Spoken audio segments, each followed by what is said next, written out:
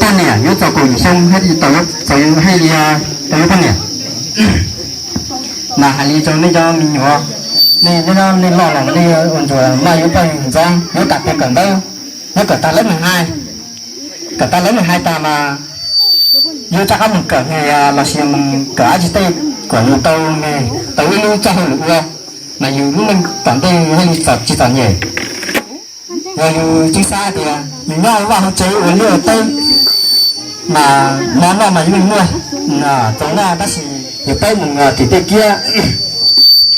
kia nhớ là thêm nhiều hay nhiều trả lại tây tận cho này mà như bây giờ mình nhỏ nó cả thì cần đó là nuôi cả thì cần đó là tao cá no thằng nuôi cả ta lấy 12 ta là nuôi hàng nghề你要vào pa你vào chào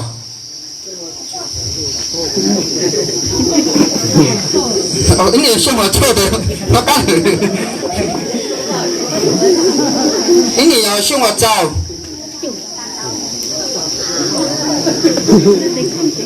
你要老品菜都好名哦giọng tuổi nào không nói như thế đâu nhá.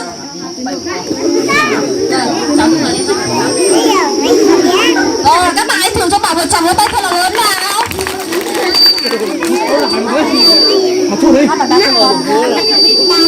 Hai ba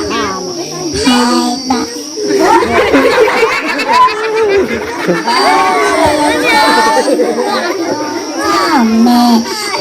thương cô nên cô giáo mà là nhau ta thương nhau xa lạ nhất cùng nhau là cười. Đấy, bạn rất là giỏi, bảo một mình bé tí mà bạn có hát được, các anh chị lớn lớn này cũng không biết hát. Vỗ tay đi. Rồi chúng hãy thử cho bảo vợ chồng với tay thật là lớn nào. Rồi, hai ơi. Xanh cháu về thăm Nam Bắc. Đi từ bạ lâm xa hót sen, chân em qua bào núi, núi nhìn theo lá rừng rơi, chân em qua bào đèo, núi ngất hải suối ngân hải xe bằng nhờ đi thế, xin nói cùng nghe ngập nước nhiều em vui nhiều hôm mà được về thủ đô thân yêu để em thân ơn ta về đưa hơn trên quảng trường bắn nhớ hơn nghe như âm văn lời ta hơn nhớ thảo nguyên xanh quê em chiều về làm mấy người chuyện bao từ bao năm tháng hôm nay đừng tránh hình tan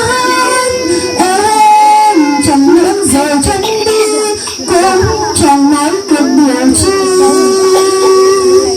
em ở tầng dương nến cao nơi được hoa bằng tre hồng em cần đủ khăn nơi nơi theo bước chân bắc hồ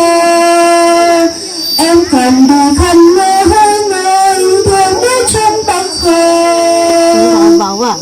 Các bạn ơi, thì bây giờ các bạn sẽ chơi trò chơi nhá. Trò chơi đoán tên bạn hát. Bạn nào lên trên này hát cô là sẽ cho 2 gói kẹo, mà bạn nào đoán đúng sẽ được 3 gói luôn nhá. Rồi bạn nào sẽ không hát nào, hát bài ba thư con không được hết nhá. Rồi lắng nghe cô giáo nêu cách chơi và luật chơi này. Cách chơi là cô giáo sẽ mời một bạn lên trên này đứng và quay mặt sang bên này và nhấn mắt vào. Cô giáo sẽ mời bất kỳ một bà ở dưới này hát, và những bà ở dưới này không được nói tên cái bà đấy hát, nhớ chưa? Bạn nào nói tên bà đấy sẽ bị phạt nhảy lò cò 1 lần, nhớ chưa? Rồi bây giờ bạn nào tham gia chơi nào? Bạn nào tham gia chơi nào? Có một bạn nữa.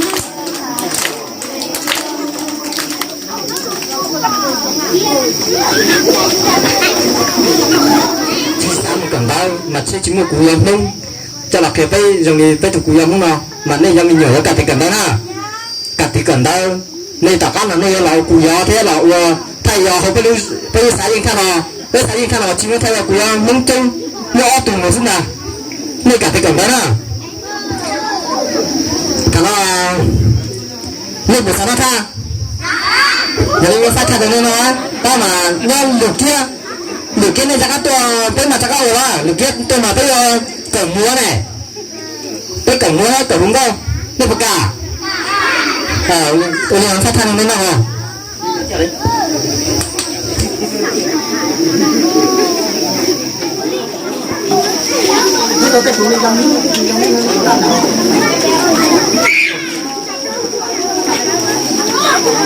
đây, không có nhiều à.